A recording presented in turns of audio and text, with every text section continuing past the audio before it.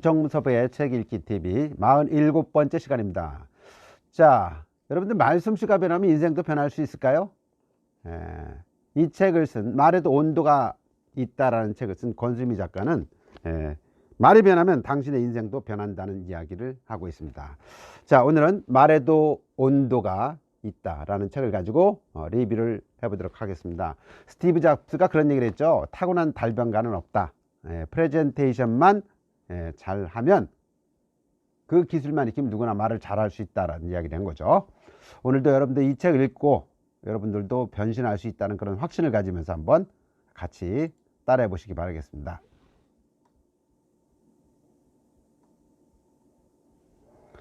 자, 이 책을 쓴 작가 권수미 강사는 초등학교 3학년 때 반장선거를 나왔다고 그래요. 그런데 거기서 아주 자기가 생각할 수 없을 정도로 충격적으로 큰 표차로 떨어졌다는 거죠.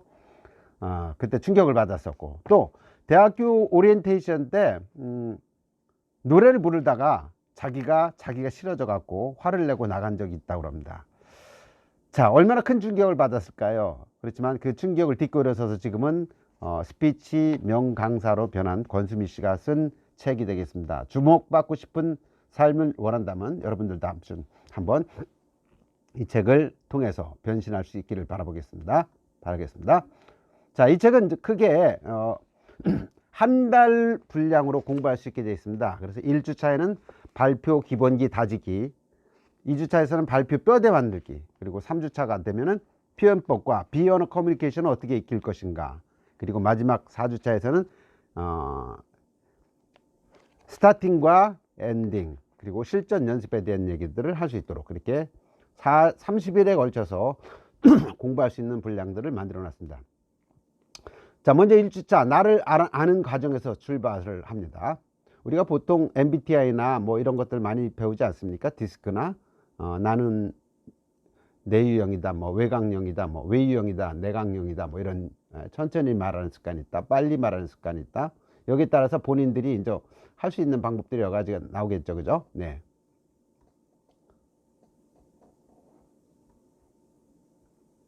아, 2주차에 됐으면 복식 호흡하는 방법이 나옵니다. 복식 호흡이라는 게 강사들한테는 꼭 필요한 겁니다. 왜냐하면 이 복식 호흡을 하다 보면은 내가 배에서 우러나는 소리로 이야기를 하기 때문에 힘이 들지 않죠. 그래서 연습하는 게 꼭 필요한데, 2초간 숨을 들이마시다가 4초간 내쉰다. 자, 이렇게죠. 2초간 들이마시고 4초간 내쉬는 겁니다. 그 다음에 5초간 숨을 들이마셨다가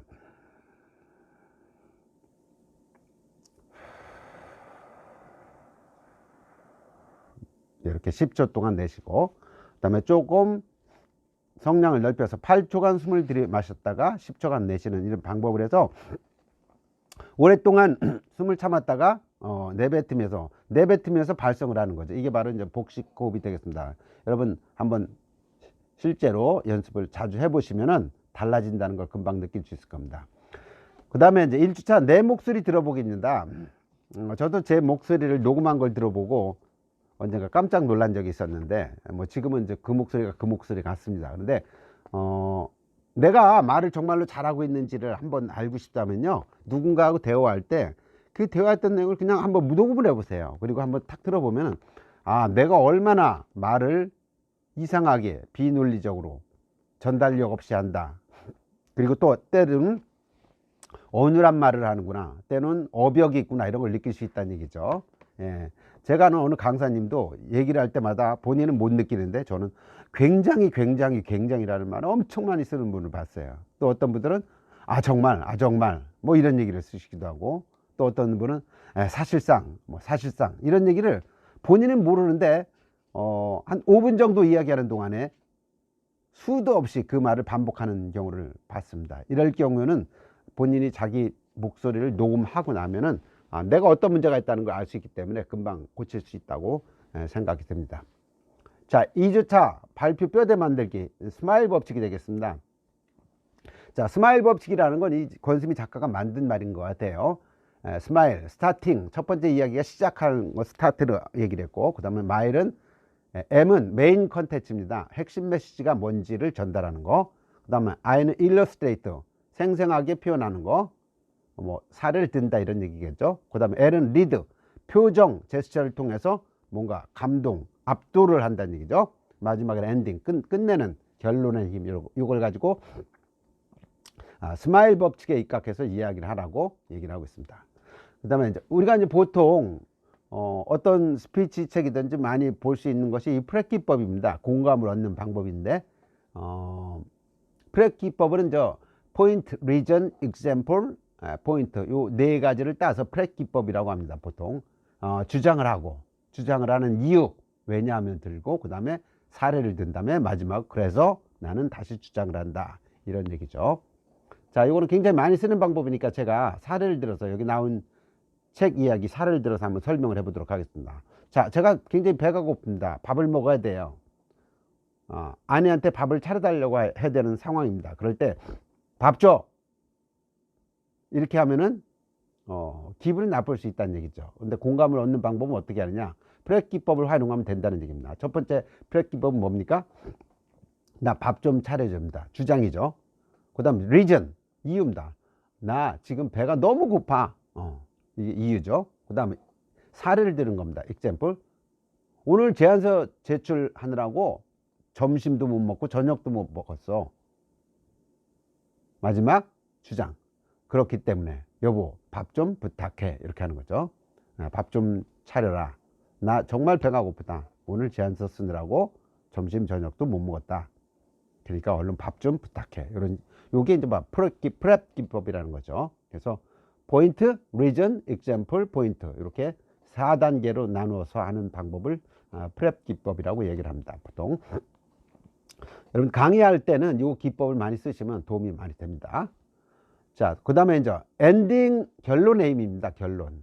이 책뿐만 아니라 다른 데에서도 이 결론에 대한 얘기들이 참 많이 나오는데, 결론은 특히 짧은 문구를 통해서 클로징하고 공감을 유도하는 방법, 이런 것들이 굉장히 중요하죠. 네.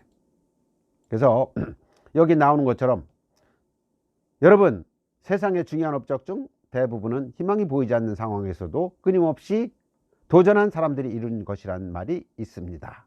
이렇게 이제 명언, 명구를 쓰는 거죠.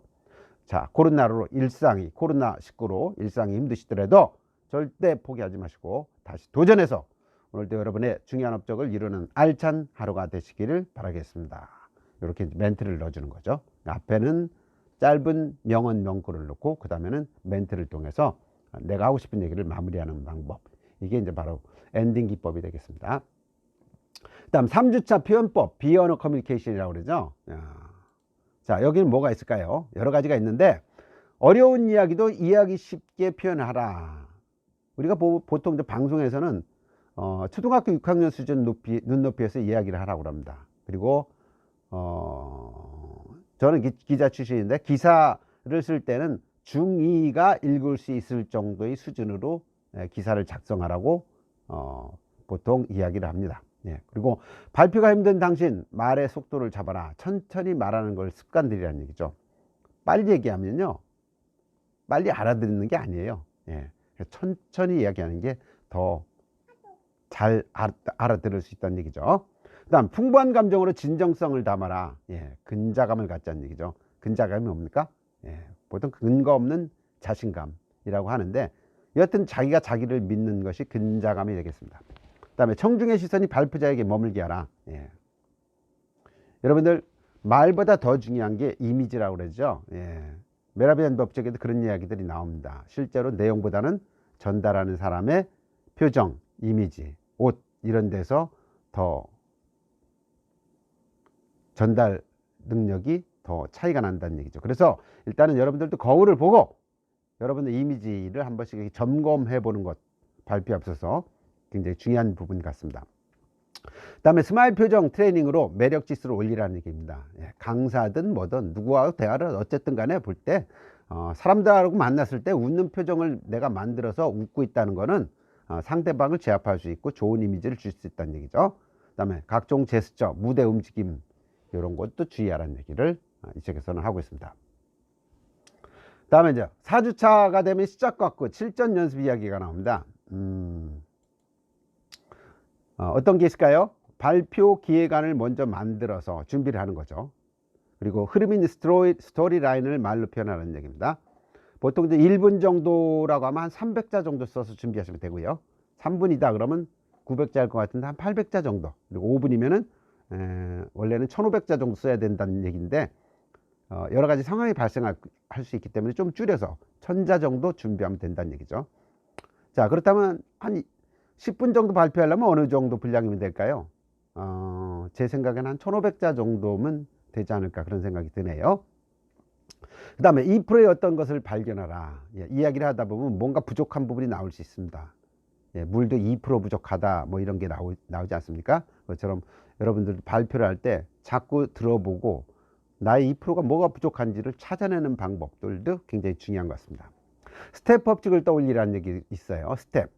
여기서 얘기하는 스텝은 영어 단어 4가지를 앞단어를 써서 만든 이야기입니다. 스텝, slowly, slow, 천천히 말하라는 얘기입니다. 그 다음 3, 3가지를 가지고 이야기를 합니다. 제가 이걸 주장하는 이유는 3가지 이유입니다. 이렇게 3가지. 그 다음 에피소드, 경험담, 본인의 경험담 아니면 타인의 이야기를 가지고 풀어달라는 얘기고, 마지막 플레이입니다. 즐기라는 얘기죠. 피할 수 없으면 즐겨라. 부담 갖지 말고 피할 수 없으면 즐기라는 얘기를 하는 겁니다. 자, 최종 결론을 내려볼까요? 스피치라는 거 왕도는 없습니다. 여러분들 마찬가지입니다. 그래서 제일 중요한 거 방금 전에도 이야기했지만 피할 수 없으면 즐기라는 얘기죠. 그리고 원고를 미리미리 다듬고 준비하고 연습하는 겁니다. 영어에도 그런 표현이 있습니다. Practice makes perfect라는 얘기죠. 연습이 완벽을 만든다. 여러분들이 완벽하게 준비가 돼 있는 상태면요, 두렵지도 않고 떨리지도 않습니다. 청중을 만나도 자신감이 있기 때문에. 그래서 미리미리 다듬고 준비하고, 한 달 전에 발표할 거를 미리 한 달 전에 준비해서 계속 연습하다 보면 나중에는 자신감이 생기는 거죠. 그게 바로 이제 근자감이 될 수도 있고 준비가 된 자신감일 수 있는 거죠. 자, 그 다음에 이제 중요한 것이 내가 멋진 발표를 한 다음에 쏟아지는 어떤 청중들의 박수 소리, 희열을 느끼는 내 모습을 상상해 보는 거라는 얘기죠. 네. 강의를 잘하고, 야, 정말 감동적이었습니다. 명함 좀 주세요. 이런 이야기를 상상해 보는 거죠. 그 다음에 나를 사랑할 수 있어야 당당한 발표도 인생의 성공도 가능하다. 이건 당연한 얘기입니다. 그렇죠? 내가 나를 사랑하지 않는데 남이 나를 사랑할 수는 없는 거죠. 네. 오늘도 빨간 구독을 구독 쪽으로 눌러주시면 저에게 힘이 된다는 이야기와 함께 47번째 말에도 온도가 있다 이야기 모두 마치도록 하겠습니다. 여러분 감사합니다.